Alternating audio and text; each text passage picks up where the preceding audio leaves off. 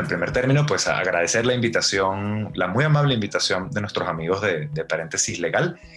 Tengo el gusto de estar acompañado el día de hoy. Por supuesto, hacemos las presentaciones en orden de importancia y relevancia, con lo cual presento primero a mi interlocutora del día de hoy, que es nada más y nada menos que la maestra Heréndira Noemí Ramos Vázquez, quien, y miren este currículo de lujo que tiene, es abogada experta en Derecho Internacional de los Derechos Humanos y en el Sistema Interamericano, maestra con mención honorífica en Derechos Humanos y Derecho Constitucional por la Universidad Panamericana y licenciada en Derecho con mención honorífica por la Universidad de Colima.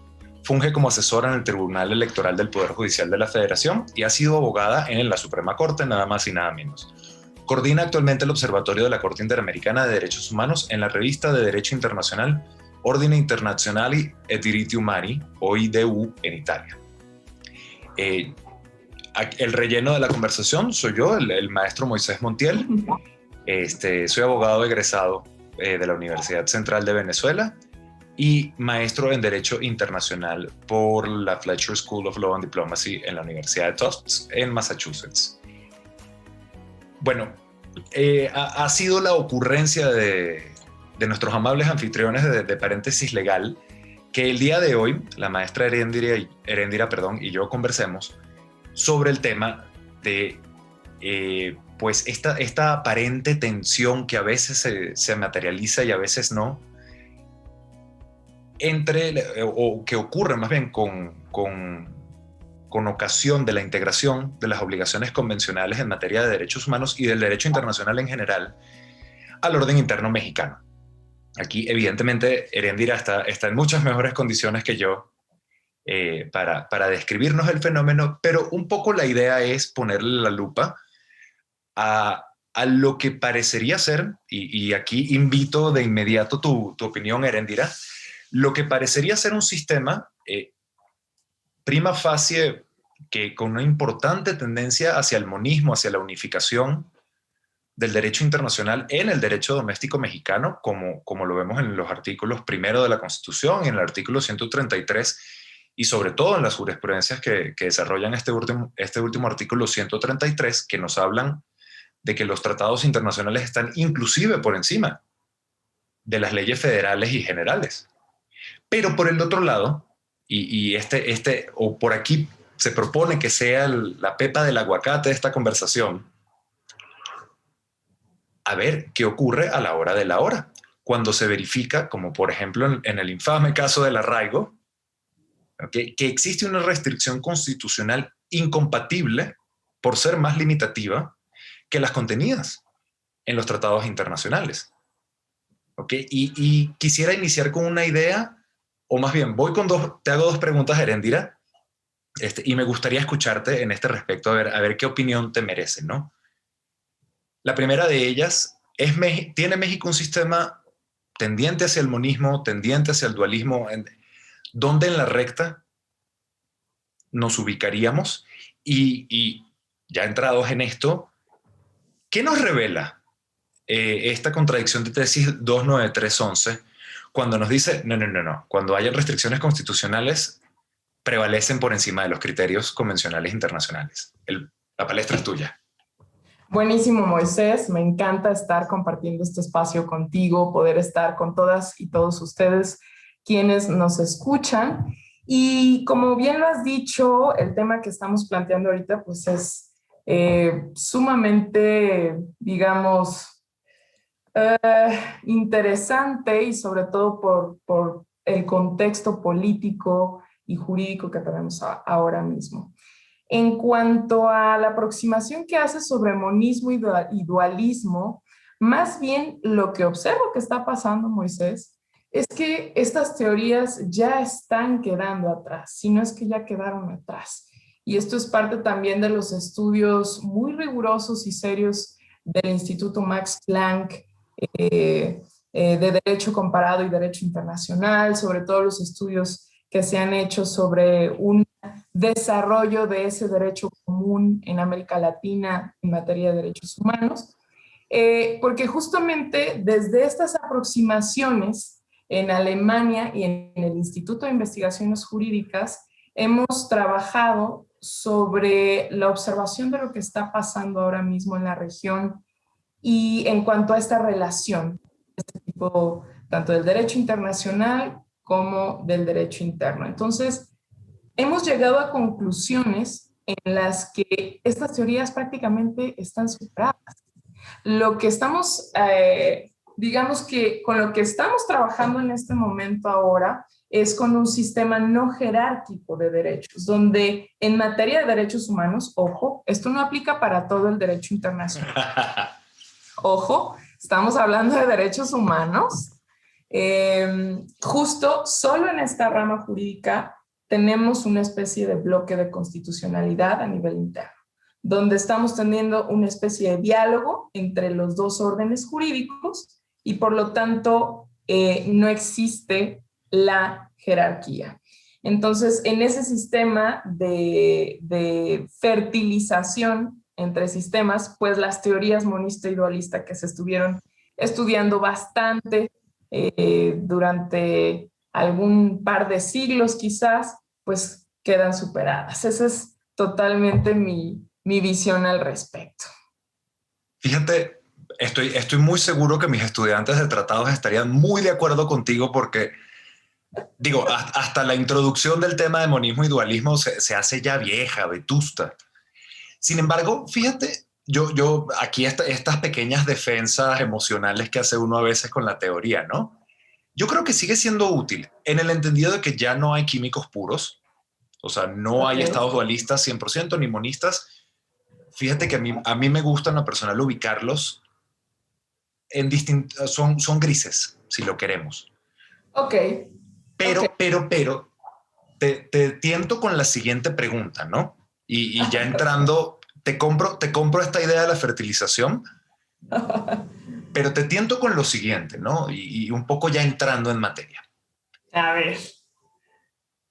Sin duda alguna, la potestad soberana originaria y autónoma queda expresa en la Constitución. Ajá. En un sistema internacional compuesto de estados, en principio, igualmente soberanos. Entonces, es forzoso concluir que quien le abre la puerta al derecho internacional, y aquí verás cómo se delata que yo todavía conservo esta visión dualismo-monismo. Ya veo, ok. Quien le abre la puerta al derecho internacional es la Constitución. Ahí no hay duda. Porque nos indica, fíjate, por ejemplo, en nuestros sistemas latinoamericanos, en la Constitución venezolana ocurre algo similar.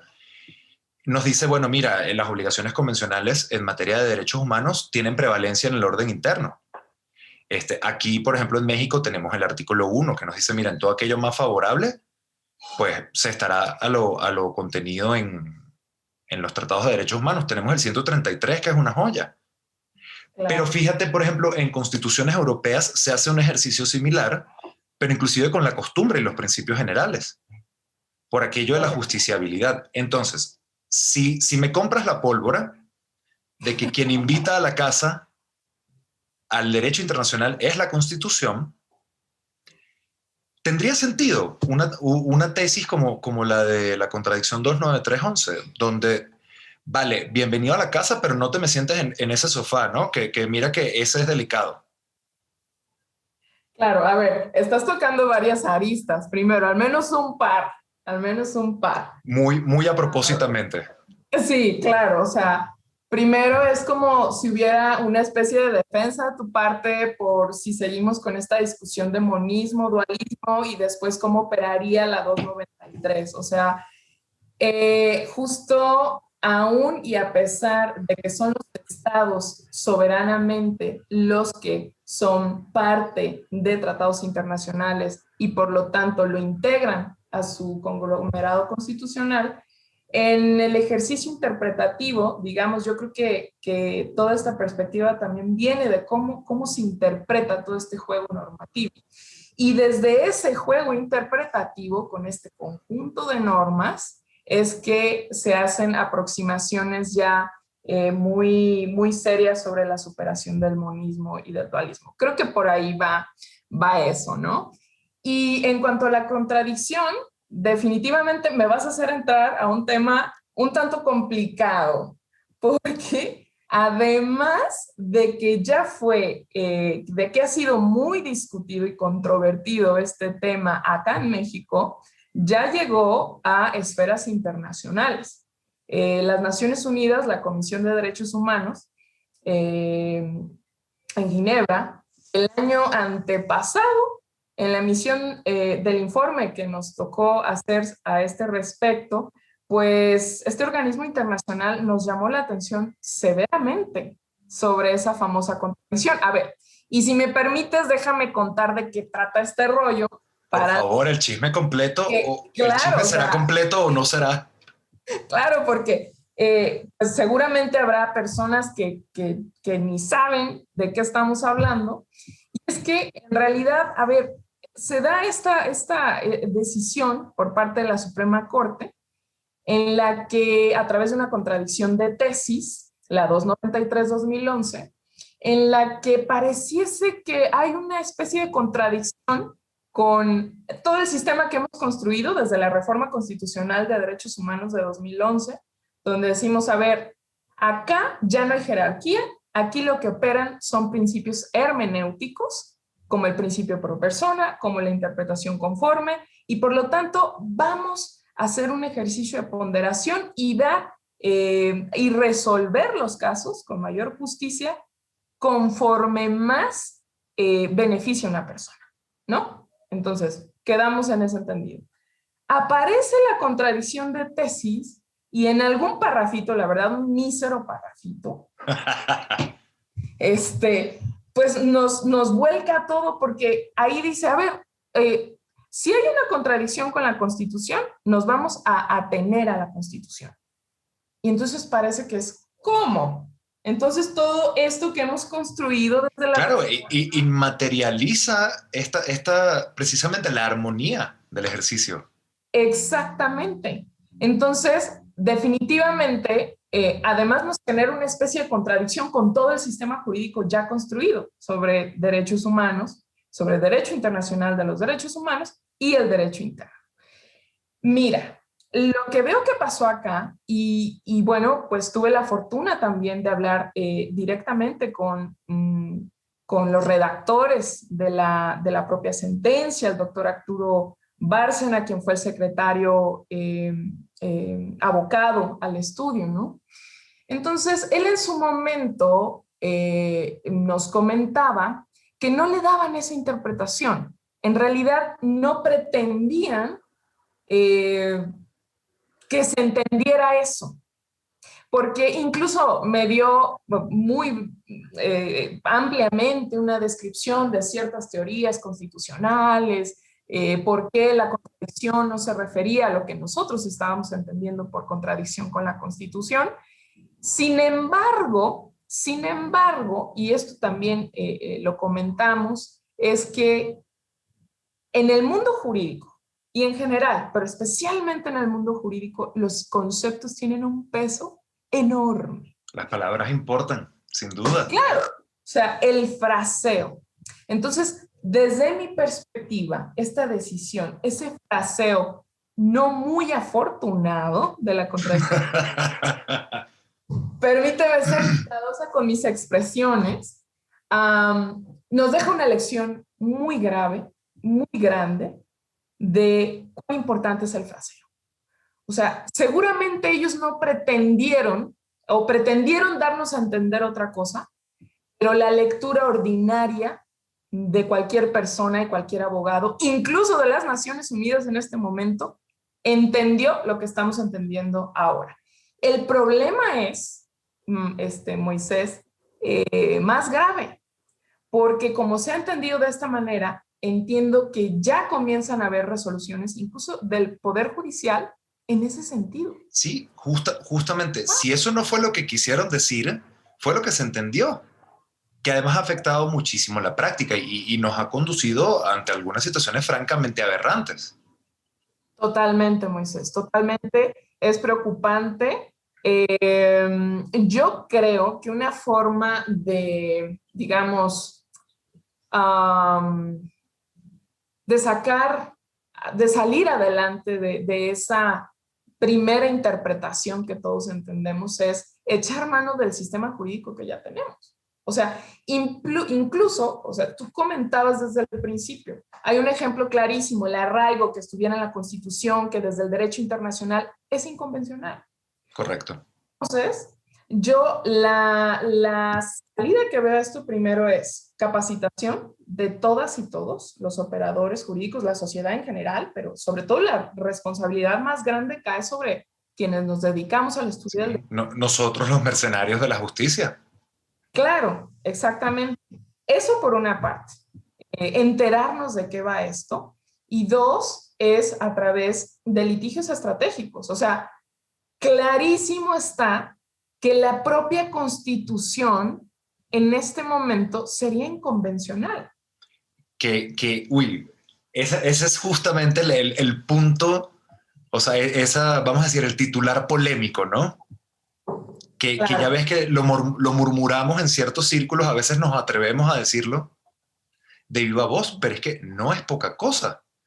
Y por eso, perdóname que te interrumpa tan bruscamente, ¿no? Dale, dale. Pero por eso te decía, o sea, te hacía un poco la analogía, ¿no? A mí me gusta mucho ir por lo visual. Si la Constitución es quien invita al derecho internacional, o sea, vamos a decir, una comprensión soberanista, ¿no? Del hecho estatal como génesis del derecho internacional, muy a lo Batel. Pero, si el derecho internacional es un producto de la soberanía, si la coexistencia en sede municipal del derecho internacional y del doméstico es una consecuencia de la disposición constitucional, entonces arribar a una conclusión como la Constitución es inconvencional hace saltar el sistema de jerarquía en pedazos. No, por definición, y aquí estoy haciendo un poco de abogado del diablo, después te cuento mi opinión desde el derecho internacional general, muy, muy cínica. Pero si bien, vamos a decir, guardando el terruño o cuidando la plaza, como quien dice, es inconcebible decir que la Constitución es inconvencional, porque hay un problema de autoridad y jerarquía. No puede el invitado ser más que el anfitrión, o no podría en teoría. Esto, por supuesto, estoy asumiendo una posición muy defensiva del derecho doméstico. La mía en lo personal es absolutamente contraria. Es casi rayando en lo cínico, pero ahorita te la cuento. A ver, Moisés. Pero, a ver, ya aquí estamos hablando como en grandes abstractos doctrinarios, ¿no? Pero no, si asimilamos esto a una relación agente principal, el agente nunca puede exceder el mandato, ni puede subrogarse en la persona del principal. Porque fíjate todas las implicaciones en términos jerárquicos que tiene el decir la Constitución es inconvencional. Yo siento que esta es la pesadilla de un constitucionalista. Ok. No sé cómo lo veas tú. A ver, Moisés, a ver. Entiendo tu estructura absolutamente jerárquica.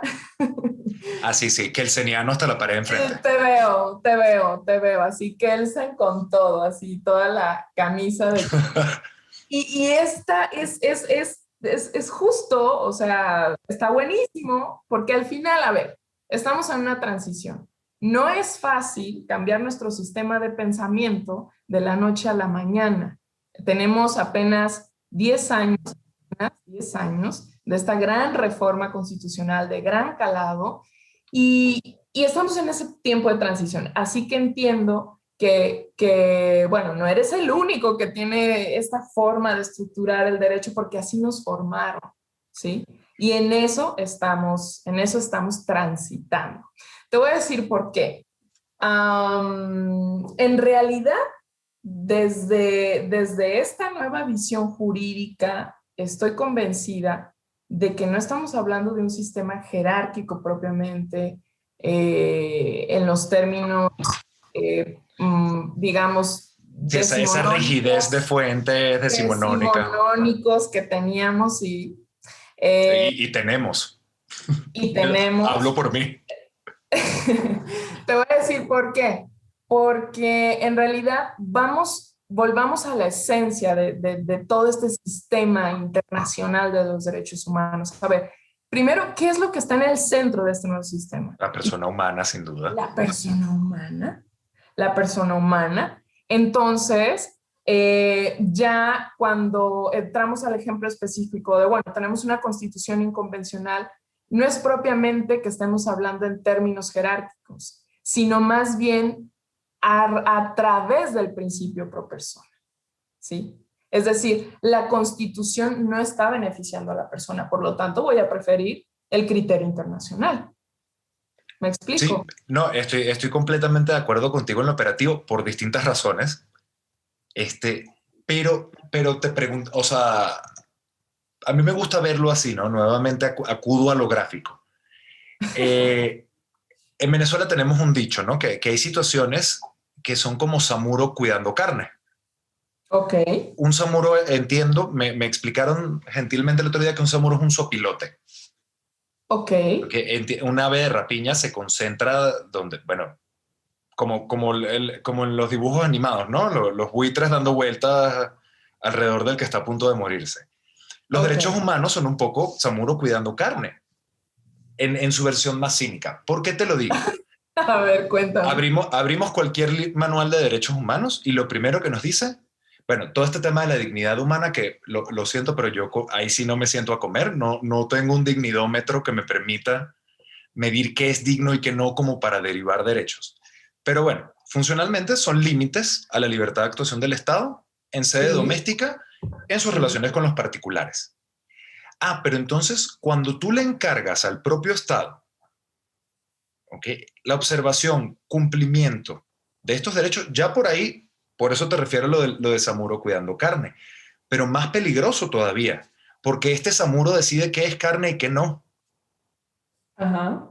Y justamente ahí creo que la solución elegantísima es esta. O sea, la Constitución me está dando una cantidad de instrumentos para yo decidir qué es lo más favorable. Y lo preocupante tal vez, y fíjate que esto el cuento detrás de la 293 lo desconocía, ¿okay? Y creo que le da una luz nueva y muy interesante. El chisme. Por supuesto, es que, mira, yo siempre le digo a los muchachos y en general, ¿no? Uno no puede citar, o sea, cuando uno va a citar jurisprudencia, esto de la cita hábil, que descontextualizas y nada, no, mira, este párrafo me sirve. Pasa mucho con la jurisprudencia interamericana. Ajá. Que, este párrafo está de oro. No, pero ya va, espérate. O sea, ¿cuál es el cuento? ¿Cuáles son los derechos que entran a jugar en este caso? Por eso el chisme, el trabajo preparatorio, versión de pasillo, resulta fundamental. Claro, por supuesto, te da otra Porque perspectiva. entonces ya no es tanto Samuro cuidando carne, como sí podría decirse de los derechos humanos en su génesis. Ajá. Porque, ok, te vas a autolimitar y tú decides cómo y de qué manera te autolimitas con referencia vaga a estos parámetros. Maravillas como el artículo 1 ajustan el parámetro, lo dotan de sentido, de alcance, y le dan una técnica propia, cosa que hay que celebrar. Pero entonces, esa última oración, ¿no? Creo que por aquí la tengo. Ajá. Pero cuando en la Constitución haya una restricción expresa al ejercicio de aquellos, se debe estar a lo que establece el texto constitucional. Ahora sé que se nos chispoteó y es que eso no fue lo que la Corte quiso decir. Ajá. Pero tenemos el problema muy real que señalas. Ya los operarios de la justicia se quedaron con lo que se entendió, no con lo que la Corte quiso decir. Claro. Entonces, volvemos al tema. Samuro cuidando carne. O sea, si tú eres el restringido por los derechos humanos y estás poniendo en tu constitución y no en los tratados, ¿okay?, ese faro orientador, pues me parece a mí que los excesos están a la orden del día. Oye, a ver, espera, yo iré un poquito más lento en esa parte. A ver. En realidad, no es que solo esté el peso en el derecho interno. En realidad se está poniendo el peso en los dos ordenamientos, en el internacional y el nacional. Y justamente lo valioso, o sea, tienes muchísima razón en lo que estás diciendo, sobre todo con esa expresión que me gustó bastante. Tienes muchísima razón en que el propio Estado es el que está poniendo cuáles van a ser las reglas de juego y cómo lo voy a manejar y cómo le voy a hacer, ¿sí? Entonces, justamente una de las cosas que se ven valiosísimas de este diálogo, de esta unión, de esta cruzamiento, ¿no?, de conocimiento, es que está el sistema internacional de respaldo. Y en el caso latinoamericano y especialmente mexicano, tiene un peso tremendo el sistema interamericano de protección de derechos humanos. Sin duda. Tanto por la Comisión Interamericana como por la Corte.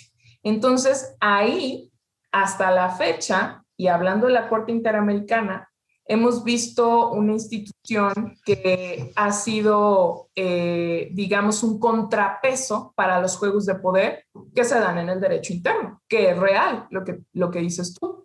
Entonces, lo valioso de esto es que hay una especie de tensión entre ambos sistemas, porque si bien es cierto, la Corte está dando ciertos criterios que deberán ser cumplidos porque México se comprometió soberanamente a cumplirlos, entonces hay esa especie de tensión, porque si bien es cierto, los gobiernos en turno les puede importar un cacahuate los derechos humanos, hay un contrapeso muy fuerte. Y no solo el sistema interamericano, también el universal. Pero el universal, sin duda. Sin duda, o sea, tiene un peso tremendo el interamericano porque además las decisiones son vinculantes, no solo son llamadas a misa como el sistema universal. Sí. Tiene ciertos parámetros políticos interesantes. Eso, es justamente eso te iba a apuntar en defensa del sistema universal, ¿no? El tema de los costos reputacionales, que son importantes. Totalmente. Los estados invierten millones y millones de dólares y de pesos y de todas las monedas vamos a decir, en promocionar una imagen consistente con los derechos humanos, todo esto de los estados amantes de la paz, ¿no? Uh-huh. Que es una expresión sumamente cómica por falta de sentido. Ok.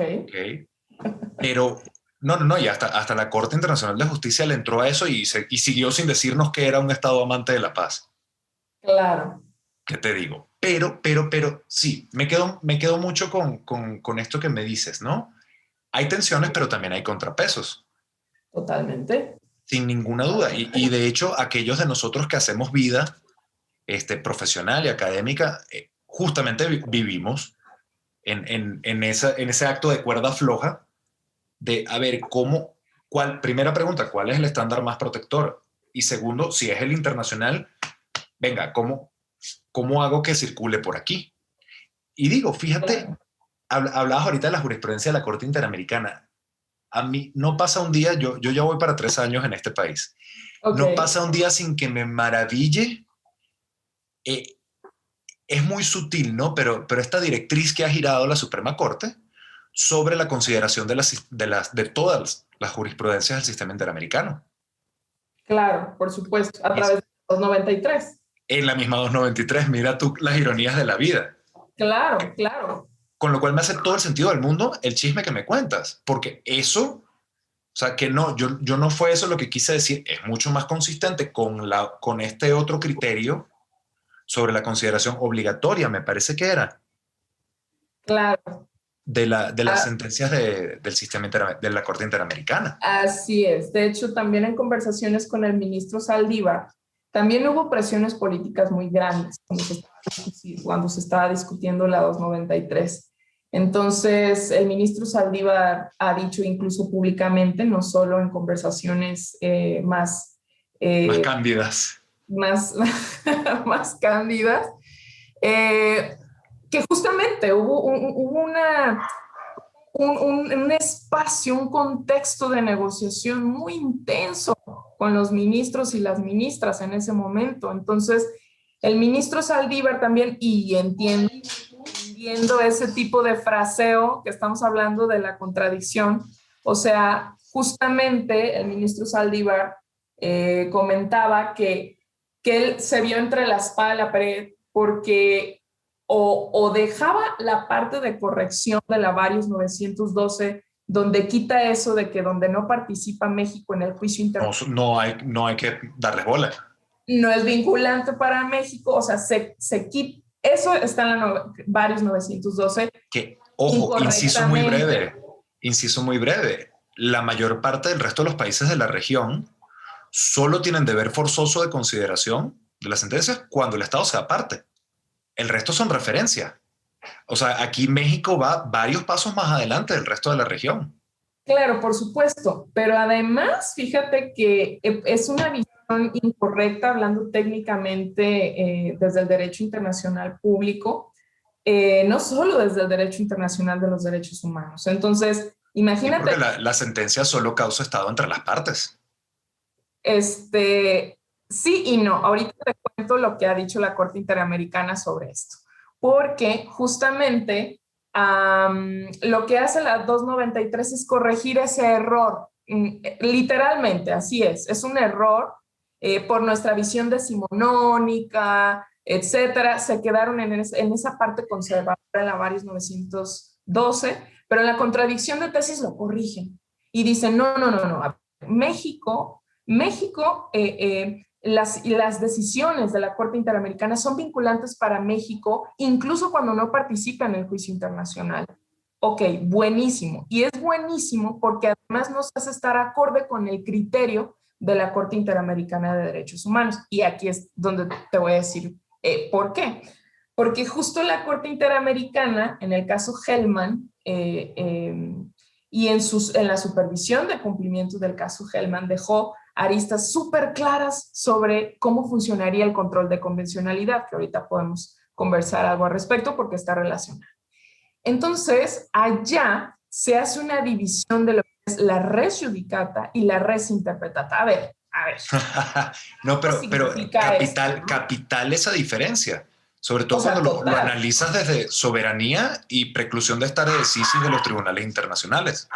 Claramente. Entonces, esto de la res judicata en lenguaje sencillo es carajo. O sea, si estás en un juicio y tú eres el Estado que ha sido demandado, aunque no sea esa la expresión que se utiliza allá, por una violación a los derechos humanos, obviamente la tienes que cumplir. Es cosa juzgada. Sí, ¿no? Te la fumas y es obligatoria. Y es obligatoria, y hazle como quieras. Entonces, la res interpretata se refiere a los alcances significativos que ha hecho la Corte Interamericana sobre la Convención Americana, que es el tratado principal que le da competencia a la Corte, pero de otros tratados que le dan competencia. A ver, ¿qué carajos es esto? A ver, quiere decir que, por ejemplo, en una sentencia contra Uruguay, como es el caso del caso Hellman, México sí está obligado a cumplir la sentencia del caso Hellman, pero ¿qué parte? Solo la parte considerativa. Exactamente. En donde la Corte Interamericana hace alcances de la interpretación de esos tratados internacionales. Obviamente, la sección de reparaciones, que sería la parte... Que no, porque... Pues obviamente que no. No, o sea, no puedes in persona ni un poquito. Pero ven acá, y aquí sí vamos a amarrarnos el moño ahora. Empiezo por una breve referencia a la Corte Internacional de Justicia, que entiendo que tenemos algunas diferencias de supuesto aquí, pero las matizo en el camino. Dice el artículo 59 del Estatuto que la sentencia solo causa obligación entre las partes. Okay. Y esto lo hemos entendido como extensible, prima facie, a todos los tribunales internacionales. Ajá. Por una cuestión muy procesal, ¿no? Debe haber un otorgamiento, un reconocimiento de jurisdicción y competencia para autosometerse. ¿Vale? Y aquí voy con la incorrección muy a propósito, porque te estás sometiendo tú mismo por tu propia voluntad tuya de ti al tribunal. Claro. Mira el berenjenal que está ahorita armado entre Venezuela y Guyana, ¿ok? Porque si la Corte tiene jurisdicción, no tiene jurisdicción, ya la Corte dijo que sí, así que ya ese dinero se perdió. Ok. Pero entonces, yo te otorgo jurisdicción solo a ti, solo con respecto de este caso específico, con lo cual, y aquí es donde hablamos en el internacional general de la prohibición de generar stare decisis. Los tribunales internacionales no pueden generar jurisprudencia en sentido normativo. O sea, justamente la misma res interpretata del caso Hellman contra Uruguay. ¿A qué voy con todo esto? fíjate, y gran problema, ¿no? Sigo quedándome en el campo de la Corte Internacional de Justicia. A ver, pero si la Corte no puede generar jurisprudencia ni precedente, ¿cómo es que constantemente se cita a sí misma? La salida elegante de esto es que la fuerza, o sea, la fuerza no deriva de la autoridad del argumento, sino que, ante lo que estamos, cuando la Corte dice, por ejemplo, como se observó en Gapchico o Nayímaros, lo que está es importando el razonamiento por una identidad de supuesto fáctico. Pero no es estrictamente precedente.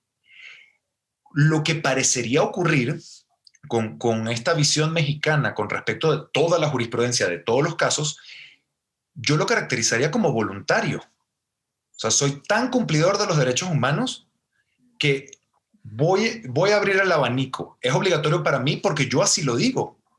Pero no vería yo de dónde, justamente entendiendo que esta preclusión de generar stare decisis opera para todos los tribunales internacionales, independientemente de su materia. O sea, lo convincente debería ser la fuerza persuasoria del argumento que emane de la Corte, pero no una obligatoriedad basada en autoridad normativa, porque materialmente sería normativo. Ok, a ver. Primero hay dos dimensiones para lo que tú estás comentando. La primera está citando a la Corte Internacional de Justicia, ¿sí? Para eso, para las personas que nos escuchan, primero tenemos que tener muy claro que el derecho internacional en general, tiene una antesala de derecho de política internacional. Correcto. Especialmente la Corte Internacional de Justicia. Entonces, aquí vamos a hacer una diferencia. A la Corte Internacional de Justicia, podemos decirlo con toda la desnudez, le conviene diplomáticamente manejar ese tipo de criterios porque está trabajando en términos políticos con estados. No, claro, y le da ancho de manejo. Totalmente. Entonces, es una cosa muy compleja. O sea, para empezar, quien nos escucha, esa Corte Internacional de Justicia tiene, digamos, en conflicto siempre a estados o países. Es cierto país contra cierto país por un asunto específico. Y cuando hablamos de derechos humanos, de derecho internacional de los derechos humanos, es parte de lo fascinante del surgimiento de los nuevos sujetos del derecho internacional, es una persona contra un estado. Entonces, partiendo de esa diferencia, tenemos contextos que son claramente diferenciados, valga la redundancia, porque la Corte Internacional de Justicia tiene motivos para decir esto, y entonces yo no voy a generar stare decisis, yo no voy a hacer, digamos, una continuidad de mi ratio decidendi en todos los casos, porque en todos los casos... Porque qué tal que no me convenga después. Porque no me va a convenir después. Pero, a ver. Eso es natural. Y déjame decirte, o sea, acá en el contexto de derechos humanos no opera así. O sea, no es así. Justamente para allá voy. Ok, o sea, un poco dándole la vuelta al asunto. Entiendo el mandato de efectividad y de protección que son los fundamentales en esta materia. Pero, a ver, ¿por qué la Corte no puede generar stare decisis? Bueno, porque lo dice el estatuto, pero si vamos a la ratio detrás de esto, porque el litigio solo existe entre las partes y la decisión, vamos a llamar, ese ejercicio de concretar el derecho, solo ocurre con respecto a las partes y el caso concreto. Yo diría que esto es una función del reconocimiento de un sistema de derecho interestatal, con lo cual me apoyo un poco en lo que decías originalmente. Es un litigio entre estados, pero también me parece a mí una función de deferencia a la soberanía de los estados, porque los estados crean y autorizan el trabajo de la Corte. Ya. Pregunta, ¿no es esto igual de cierto con la Corte Interamericana? ¿No son los estados quienes la crean y la autorizan? Sí, en efecto, así es. Solo que justamente desde el inicio los estados al firmar un tratado de derechos humanos son conscientes de que esas reglas de juego no operan. De hecho, la Corte Interamericana lo ha dicho una y otra vez en sus criterios a lo largo de los años. En en el que, si bien es cierto que opera el tema de que los estados han sido soberanamente los que han asumido esa responsabilidad, no van a operar las reglas que operan en el caso de la Corte Internacional de Justicia. Ya, o sea, y con la autoridad de quién dice eso. No, justamente porque... ¿La de la Corte? No, del Estado. Porque el Estado mismo, fíjate. Claro, sí, es esta idea de que el Estado lo crea con licencia. Claro, el Estado mismo asumió esa regla de juego y no desconocía. Pero, sí. Digo, salvo mejor conocimiento en los récords verbatim, me parece que no queda explícita esa circunstancia. Fíjate, de hecho te voy a decir algo muy interesante. Esto también ya en conversaciones con mi maestro, el doctor Sergio García Ramírez, quien fue presidente y juez de la Corte Interamericana de Eminencia. durante 12 años. Justamente en la etapa en la que él estaba, se discutía sobre la pertinencia de que continuara la figura del juez ad hoc en la Corte Interamericana de Derechos Humanos. El juez ad hoc era una figura en la que, como saben, los jueces que hay en la Corte Interamericana, son de varias nacionalidades, no representan a esos países. Son de esos países. Actúan en capacidad personal, lo cual es fundamental, por cierto. Ojo, exacto. Entonces, la figura del juez ad hoc justamente se viene al reglamento de la Corte Interamericana justo por esas costumbres que teníamos de derecho internacional. Es importación del Estatuto de la Corte Internacional de Justicia. Justamente del Estatuto de la Corte Internacional. O sea, alguien que cuide mi interés. Exactamente. Pero subvierte la capacidad personal de todo el resto de la bancada de la Corte Interamericana. Justamente comenzaron a cuestionarse esto porque, ¿sabes por qué se implementó esto del juez ad hoc? O sea que si llega un caso de México a la Corte, hay que ponemos un juez mexicano. Solo para resolver ese caso. ¿Sabes por qué? A ver. A darle, como dices tú, deferencia a México. Pues no. Justamente la Corte promueve una reforma a su reglamento, lo mueve a través de criterios jurisprudenciales porque dice, carajo, a ver, acá sí, esto no, ni la O por lo redondo, no tiene sentido. Acá no es un rollo político entre estados, acá estamos viendo la dignidad de una persona y si el estado o el país es responsable internacionalmente, pues va a hacer cumplir o va a restituir o va a reparar integralmente a la persona por esas violaciones. Así que la parte política al carajo. ¿Y qué crees? Eliminar la figura del juez ad hoc. Ok, abro otra avenida de provocación. De lo que me comentas, Erendira, me parece entender que si bien este tema, si me aguantas el uso licencioso de los términos, ¿no? De jurisdicción normativa, que de la obligatoriedad de la res interpretata. ¿Tú lo verías como de estas famosas competencias implícitas? Un poco como lo que la Corte Internacional de Justicia, ya sé que otra vez estoy mezclando, ¿no?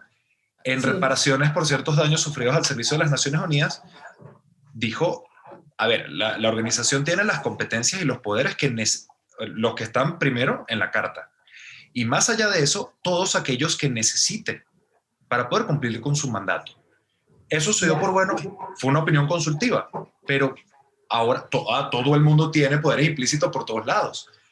¿Caracterizaríamos entonces esta facultad o más bien este vencimiento de la prohibición de generar stare decisis como una función necesaria e implícita para el logro de su mandato? A ver, mira, en principio, este criterio no es implícito. O sea, es totalmente directo, ya es un criterio que se ha repetido, que ha generado stare decisis a lo largo de esta... Pero por iteración jurisprudencial, ¿no? Sí, por supuesto. Claro, pero sí detectas entonces el problema de ausencia de autoridad normativa.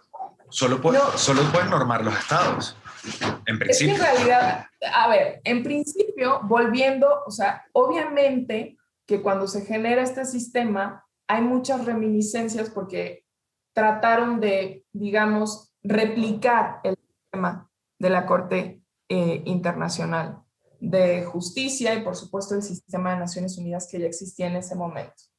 Incluso la Convención Americana sobre Derechos Humanos no dice, digamos, de forma literal esta parte de la res interpretata.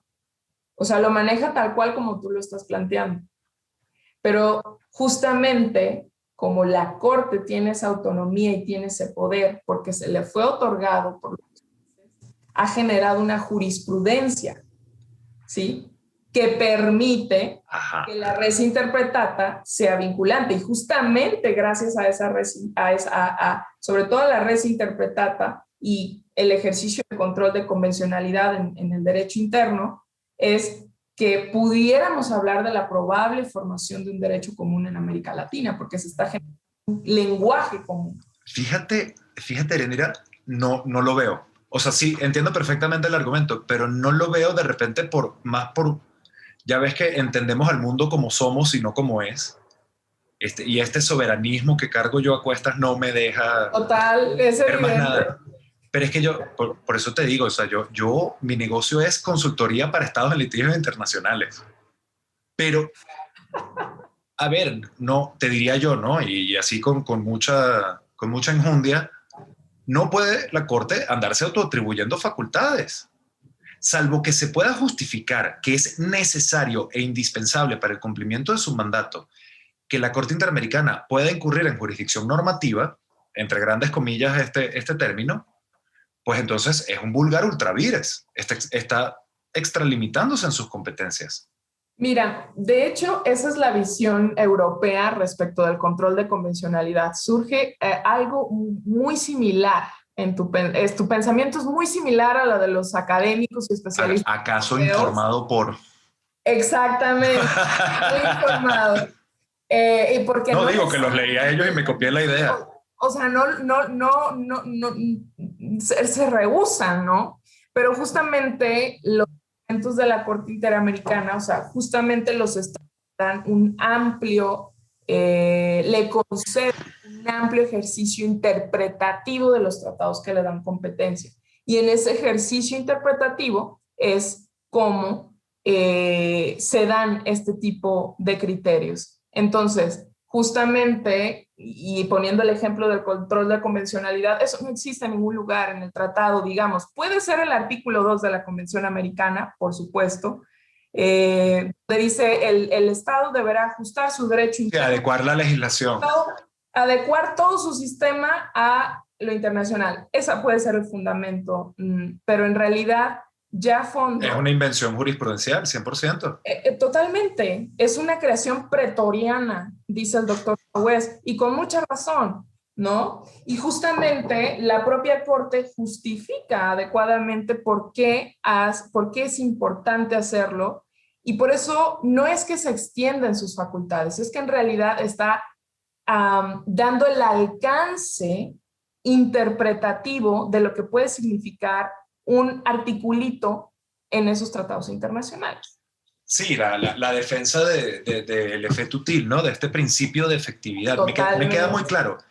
Totalmente. Y entiendo el edificio teórico, pero a ver, si me llaman a mí ahorita de Cancillería a pedirme que les eche una mano con algo, no, me rasgo las vestiduras, esto es ultravires, ¿cómo se atreve la Corte?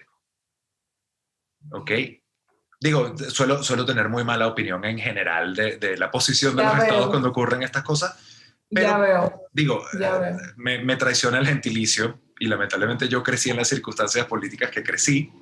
Sí, claro. Con lo cual en mi mente todos los estados son regresivos y resistentes al derecho internacional. Erendira, me parece que nos acercamos ya al límite de tiempo y apenas se estaba poniendo buena la conversación. No sé de repente si me parece que este puede ser un punto de continuará. Ok, estaría bueno. Si le quieres dejar alguna reflexión sobre cualquiera de los múltiples temas que tocamos el día de hoy a nuestros oyentes, así para que salgan en la promoción. Con muchísimo gusto. Mira, yo creo que lo que nos faltaría profundizar, el tema obligado después de ya haber dado todo este contexto, es hablar justo de control de convencionalidad. Entonces, mi último mensaje sería que ya con todo este engranaje, me parece que estamos malentendiendo lo que es el control de convencionalidad en los estados, especialmente en México. Me parece, y lo he dicho en varias de mis intervenciones y tal, de hecho que voy a publicar un libro por Porrúa próximamente, donde... ¡Qué maravilla! ¡Felicidades! Muchas gracias, donde verán ahí todos los argumentos y tal sobre... Me parece que estamos confundiendo lo que es observancia de tratados con control de convencionalidad.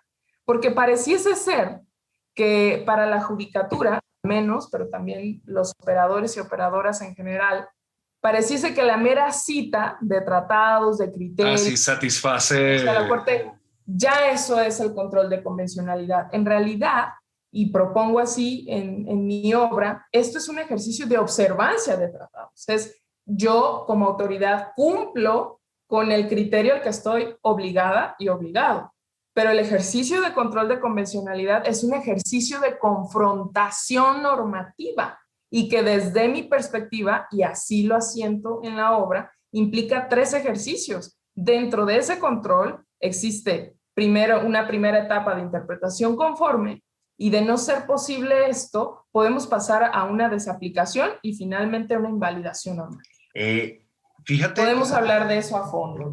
Es más, yo voy a dejar mi último comentario como corolario de ese, porque y ahora sí, estoy en perfecto acuerdo contigo.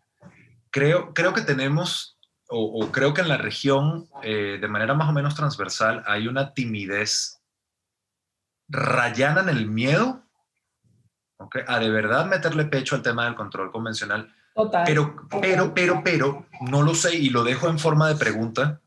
Okay, para parecer tonto preguntando y no responder y confirmar mi carácter de tonto.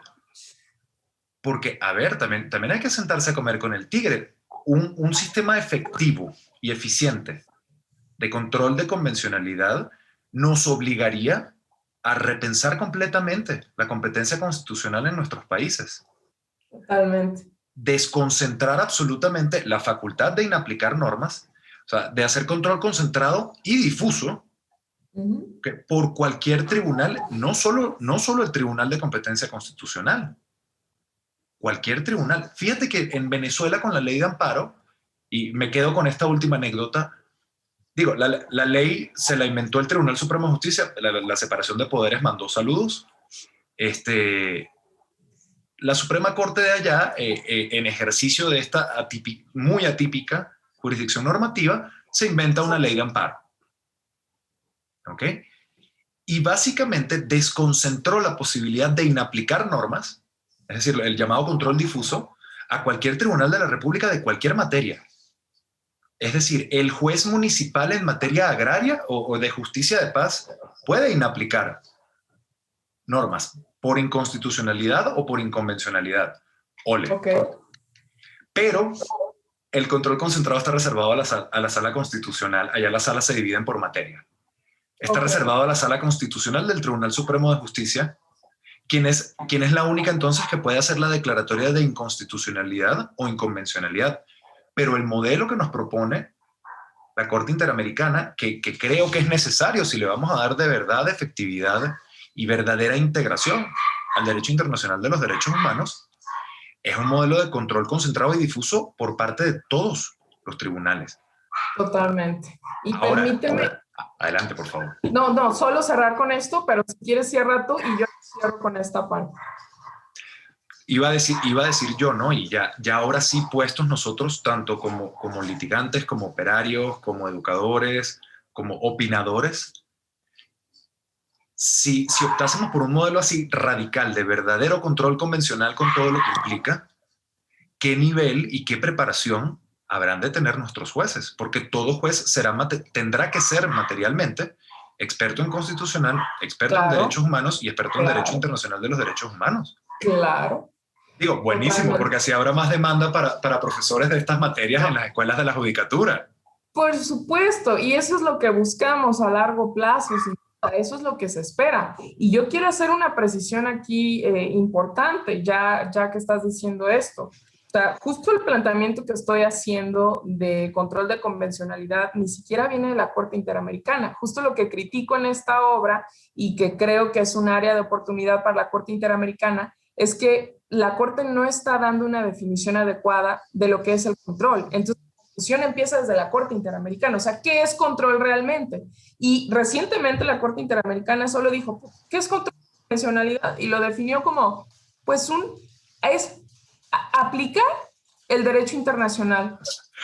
Ah, caray, aplicar, ese verbo tan generalizado, y justamente lo que hago en la obra es desmenuzar qué podría ser eso. Entonces, justo yo manejo dos dimensiones del uso del derecho internacional. O sea, aplicar nuestra para decir América Latina que es control de convencionalidad. Porque tú puedes entender, uno, que cualquier autoridad puedes aplicar, lo cual no estoy de acuerdo. El cartero puede ser un funcionario de Estado, como dice don Sergio García. Cualquier particular en situación de vulnerar derechos.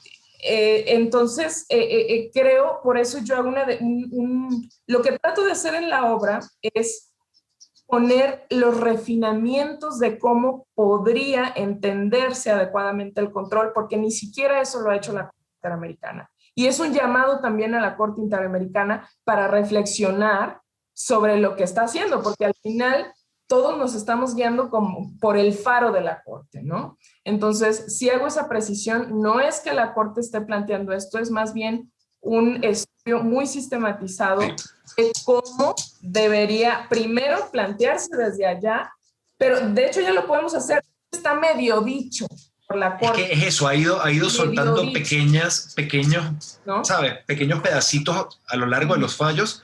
Si los juntamos todos, podríamos sacar algo en limpio, pero sí, te lo compro. Es más, te voy a pedir, por favor, que me avises cuando salga el libro para ir a comprar una copia.